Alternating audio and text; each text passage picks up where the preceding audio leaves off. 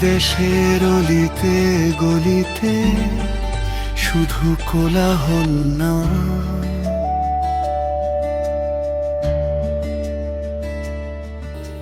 লুকিয়ে আছে ক্লান্তি, হতাশার দীর্ঘশ্বাস। কিন্তু আজ স্কুল মাঠের শিশু থেকে মাঠের কৃষক সবাই এক প্রশ্নের উত্তর খুঁজছে, বাংলাদেশ কি বদলাবে? ভোট কেন্দ্রের সামনে দাঁড়ানো এক বৃদ্ধ মুক্তিযোদ্ধা বলে, এইবার আমার স্বপ্ন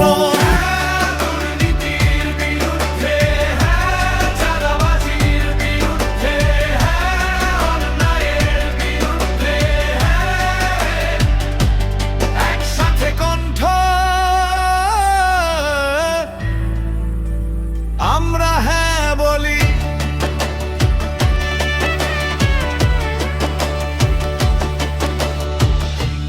গণভোটে হ্যাঁ দিন, নিজের ভবিষ্যতের পক্ষে, নিজের দেশের পক্ষে, বাংলাদেশে